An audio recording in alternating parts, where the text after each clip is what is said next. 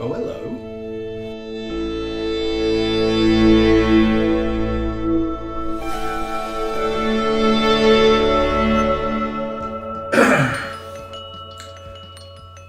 It's been a while since I did this, so pardon me if I'm a little bit rusty. It's your boy Dave. No, that's not it. Hi, my name's Dave. I'm also known as Infected Flinch. Cup of tea. Me feeling awkward because I haven't made a video in a long time in my natural surroundings. As natural as this is all new. This is my new place of living and surviving to get through the day. Yeah, I've moved to Skipton, so this is my new place where I live. Exciting. Yeah, so it's been, I don't know how many months. So I think it's been probably since July since I last did a video, and this is on Retro Unlim to begin with, and then it's probably going to sneak sometime onto my channel sometime afterwards. So I used to be part of Retro Unlim, in case you're wondering who I am. I used to once be in the annals of time for Retro Unlim. I did a lot of retro gaming stuff until I decided I didn't want to do it anymore. And I packed in YouTube pretty much altogether. And I'm a games designer at Just Add Water. So that's what I'm doing now, working on a project that I can't talk about. So it was a crazy 5 years? I think it was 5 years. It was a long time. I've noticed there's a lot of dead space that way. That way. There's a lot of dead space over here. So I think there'll be pictures coming up here. Here's a picture. Did you like the picture? Well, fuck you if you didn't. That's pretty much who I am. If you've already clicked off the video, I don't blame you. You know, there's nothing much going on with me apart from this hair that's growing into something. I think I'm trying to grow it out a little bit and it's not quite working the way I want it to. And yeah, look at that. I've got a little tuft. What am I talking about? Anyway, comment, like, and subscribe as you normally do. Now, I'm going to do a recap of the year because this has been one of the most awkward years of my life. It's not like last year. For me, last year was a fucking blur and it was amazing. Everything just fit into place and it was awesome. This year has been like almost two halves. It's like two people stealing a calendar. They both got 6 months. So yeah, it's been one of those kinds of months and years. So yeah, I mean on the personal side of things, it's the first probably 6 months was some of the toughest I've ever had. You can probably see another video I did about that and it was pretty tough, it was awful. And then the other half of it was okay, it was great. I actually got to do the job I wanted. And yeah, that side of it's been fine. So I've moved and then things are starting to go the right way, but it's been very wonky. And a few personal things going off, family woes, all that kind of bollocks. But let's not get into those things. So let's just kind of just smooth that over, because I can't talk about what I'm doing where I work, because I can't. I've signed an NDA, and if you get into the games industry, it's something you have to deal with. You just have to sign them and you have to stay tight-lipped. So I'm working on something. I'm enjoying it. The end. That's all I can say. But I want to talk about things that don't relate to that, and I want to talk about things that I did, essentially. So like things I watched, things I've played, things I've enjoyed, things I didn't enjoy. So that's what this is going to be about. That's what you're going to get. You're gonna eat it up like a fine pie. A pie made of pie. I baked you a pie. Oh boy, what flavor? Pie flavor. One thing I am going to mention though, in this new house I'm in, water started to come out the smoke alarm.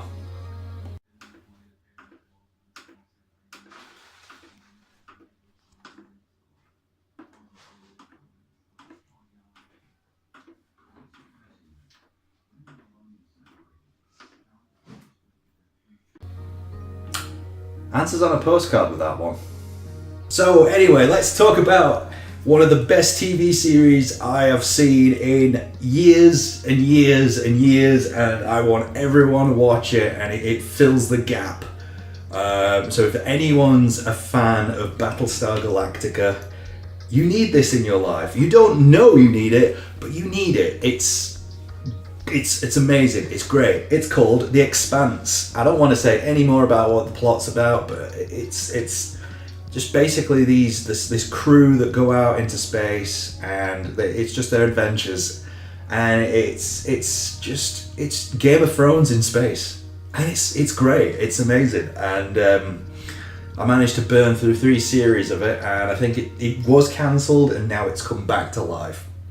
But it does these weird little things that you don't think about, but it would be different in space. So like, if they're in their spaceships, they want to try and like get around and they're in zero G, they have these boots and they have to click the heels, and when they click the heels, they actually magnetize to the floor, so they don't float around, and they just have to walk around like that. There's silly things like that, and there's these race of people called the Beltallodas, and they talk really weird, and it's like Afrikaans mixed with Creole and various different languages, and they talk really weird, but you get over it after a while, and it's really cool how they work. And the Belters are these people that have lived out on the asteroid belt between Mars and Earth, and they've lived there ever since, I think, like 200, 300 years. It's quite a long time or something.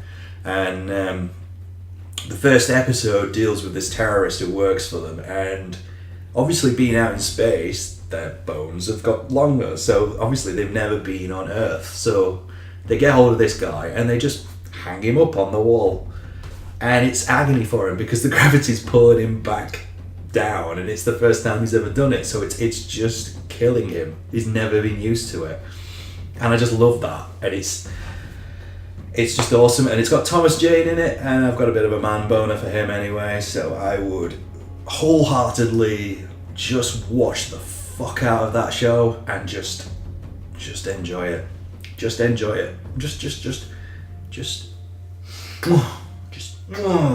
beautiful. Now on the flip side, a series I really wanted, and it's disappointing, and I really wanted to enjoy it, and it just didn't pan out the way I wanted it, and I had to leave it because it was so dreary, it was so miserable, it didn't have a sense of humor at some points, and I know the subject matter was bad, but it just got so that's the only word I could give it. But it was called The Alienist, and it was about this.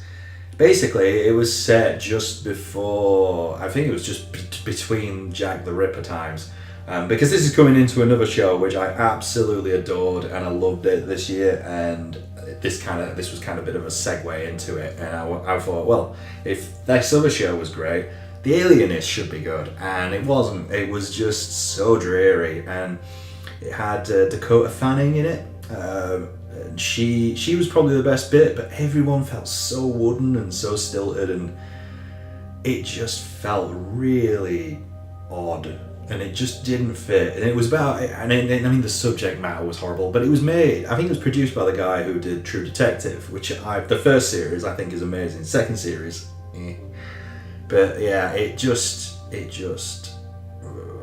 don't bother with it. That was one of my disappointing things I watched, and I was like, it's got to get better, and it really, I gave up in the end because I was just like, not good.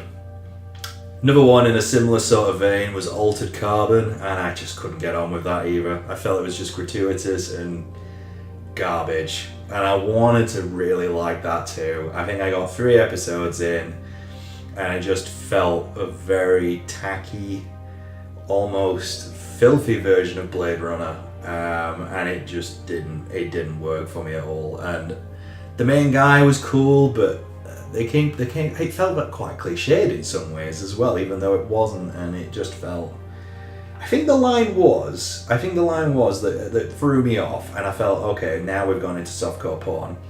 The main woman was like, oh, I secrete this like pheromone or hormone or something that makes men go crazy for me, and she's hot, and she says, and I think it was something like, I emit it from my pussy. And I think that might have been the line. And yeah, that's where I just kind of, and I was on the train as well, so I got it in my hands, the phone, and when she said that, she went naked, and I was just a bit like, I can't watch this on the train, I don't want to watch it at home. I mean, I could just get porn and it does the same effect, and it's probably, they had a lower budget and they got more out of it than what I would have wanted than all this, so yeah. Altered Carbon was another one, and that was very disappointing.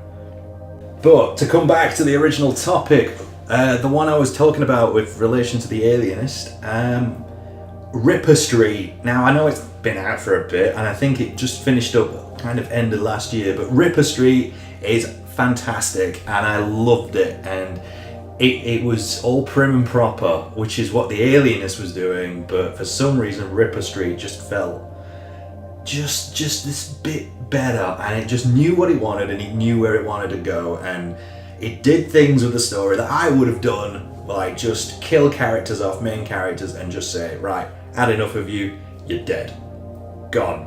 And they were just like, oh, how are the characters going to deal with that? And they dealt with it badly, and that was entertaining to watch, which is why The Expanse works as well in that regards. And it's like the same with Game of Thrones. If a character disappears that everyone's become really attached to, how do the other guys deal with it? And that's what Ripper Street does. And you think it's about the Ripper, a lot of it, and it's not. It's actually quite the opposite. The first episode's about him, and the last one is, spoilers, but that's it. Everything in between has nothing to do with it. So it's a bit of a bad name for the show. You think it's going to be about him chasing the Ripper, and it's not. It's actually quite the opposite, and it's cool because of that, and it's really fun to watch. And it has one of the best bad guys in it, played by Benjen in Game of Thrones. And I think if they'd just given him a little bit more time in Game of Thrones, that guy could have been, wow, beautiful. He'd have been beautiful. He would have been like a fine gammon steak with no pineapple though. No one likes pineapple. Nobody. So yeah, we've talked a lot about good stuff, but let's talk about bad stuff, because this one, ooh, doggy, oh boy, Ready to take some fucking souls and ruin some goddamn lives! This one was a film called Terminal, and Terminal starred Simon Pegg, who I think is amazing. I love Simon Pegg. And Margot Robbie. Everyone who just, most men are like, hey, lads. And yeah, she was pretty much that all the way through this as well. And the trailer looked really good. Me and the missus decided to put it on. It was an hour and a half of life I will never get back. It is absolute garbage, and it's so bad. It's got Mike Myers in it as well. For some odd reason, he's in there, and he's just trying to be seriously like a bad guy, and it comes across really just like, and then it goes into pedophilia just because. And I mean, when I was more of an angry younger man, I'd have ranted about this for a good old episode, but Jesus Christ, it is awful, and it's so tone deaf, and the twist you kind of see coming, but you're just like, I just don't give a fuck at this point. It's dreary, it's just everything under the sun, and you just think, what on earth were you guys smoking? And Simon Pegg is doing a really odd character, which is cool and it's different, but ooh, it's just so weird, and it's so wrong, and it feels very, very out of place, the whole thing. And Dexter Fletcher's in it. Remember him? Yeah, he's in it.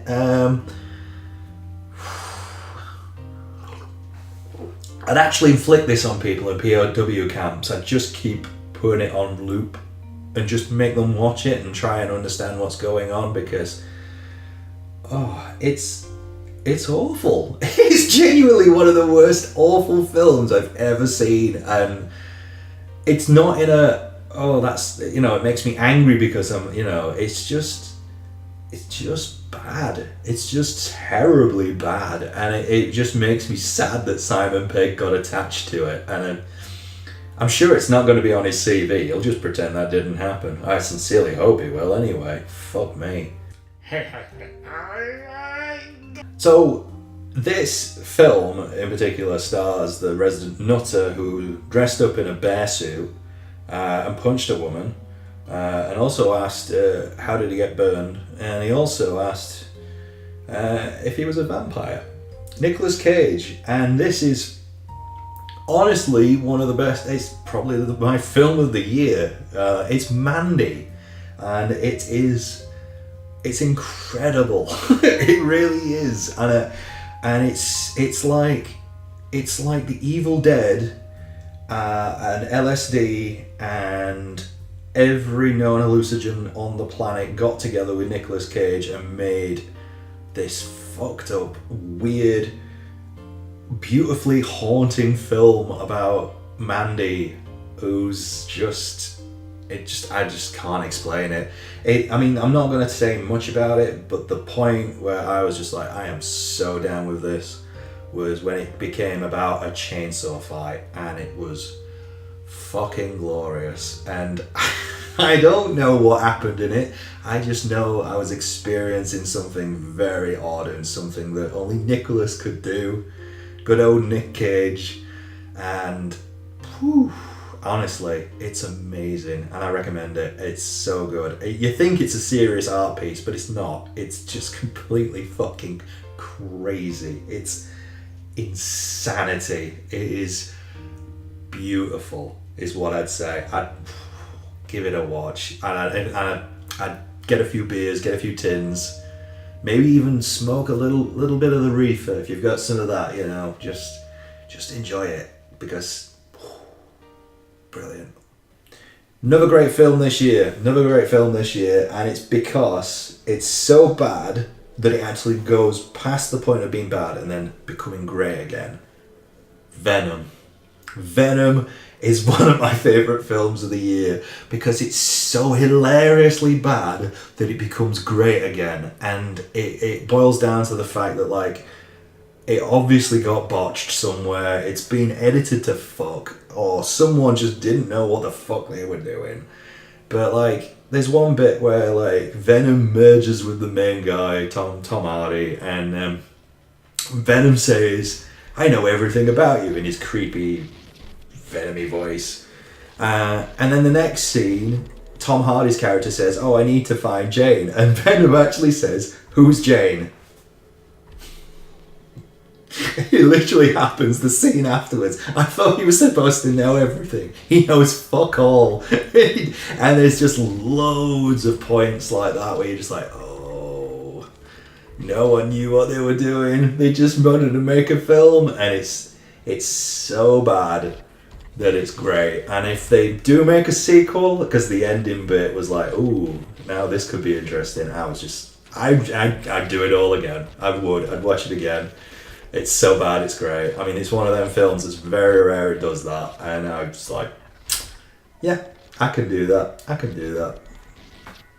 Special shout out to the Avengers film, Infinity War, for just that last 10 minutes where they just decided to, yeah, I'm not going to say any more, but I enjoyed it when that happened. Because I kind of thought Thanos was doing the right thing.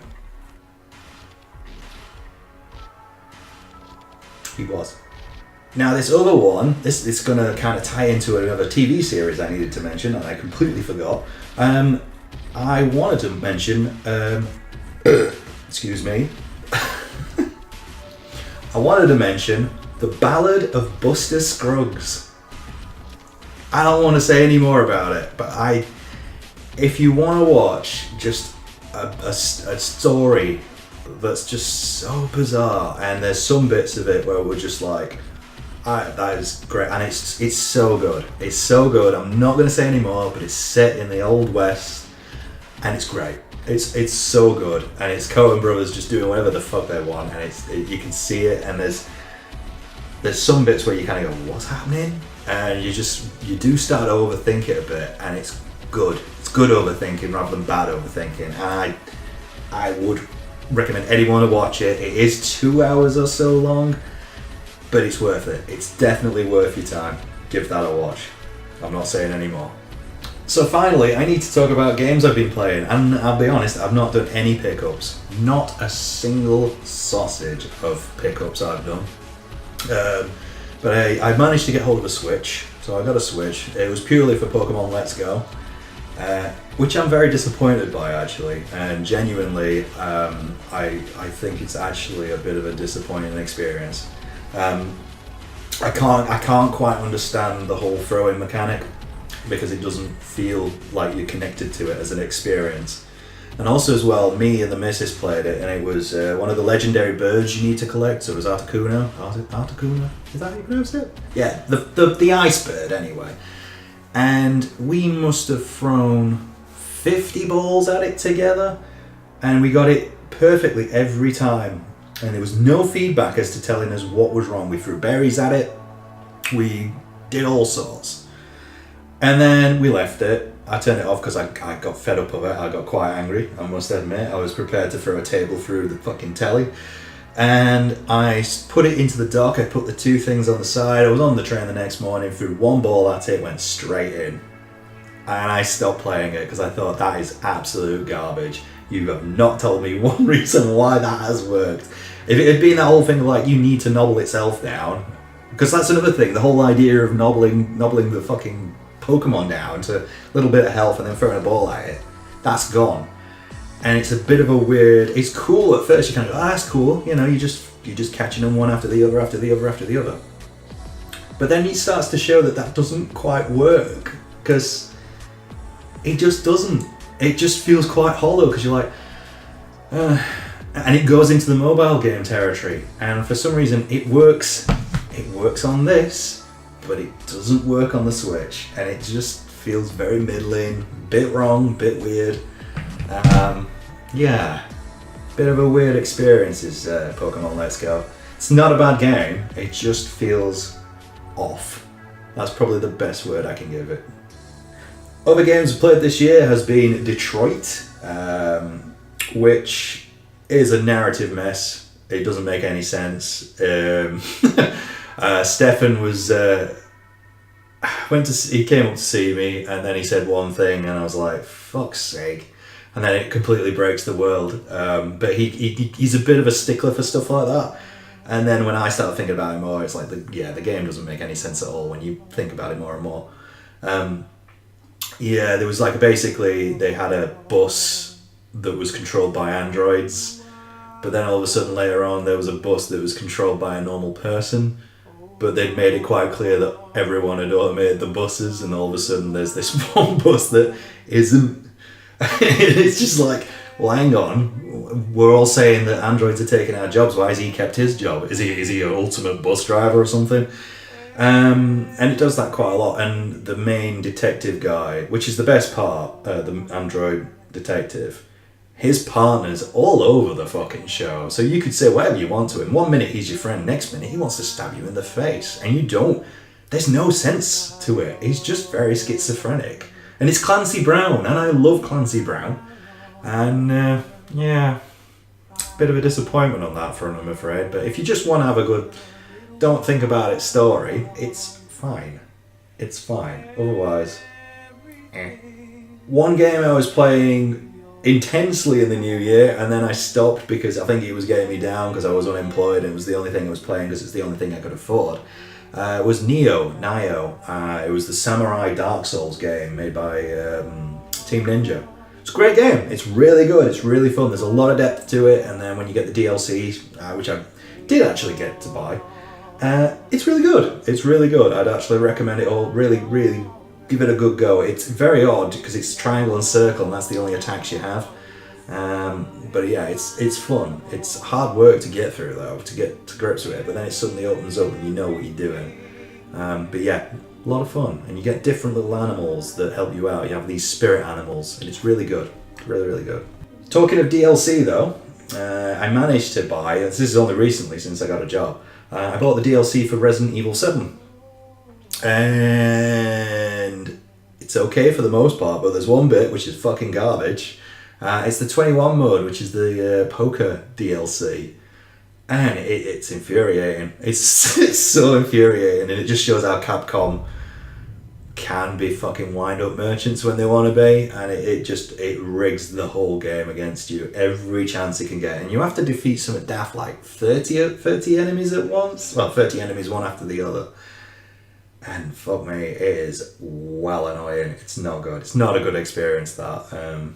But yeah, Capcom, you need to sort your shit out with that stuff, because it was supposed to be 26 quid, and I think I paid 11 in the end, and I would have never paid 26 quid for that. Not in a fucking month of Sundays. But yeah, I think that's about it. I mean, there's not much I have to explain or talk about these days, so, you know, I'm just going through life, talking nonsense, as per usual. But I am alive, I am well, and I'm sorry we didn't do Painmas this year. We used to do the 12 days of Painmas around this time of year. And now that I've moved away from where all my mates were, it's just not practical for us to do, and the house is a lot smaller as well. So yeah, Painmas was sadly a casualty this year, but I would like to do it again next year. I really would like to, if anybody ever wanted us to do Painmas. So let us know if you want to do Painmas and you got this, us to do Painmas and you got this far. Type the words Agatha Christie's bumhole. Let me know you got that far. So comment, like and subscribe as you normally do. I'm on Retro Unlimited at the moment. It'll probably be on my channel in a bit. But you've been all wonderful. It's been good to see you. I'm probably not as energetic as I usually am, because this has been a very weird experience for me to do after such a long time. So you all have a great Christmas. You have a beautiful time, and stay sexy. I know I will.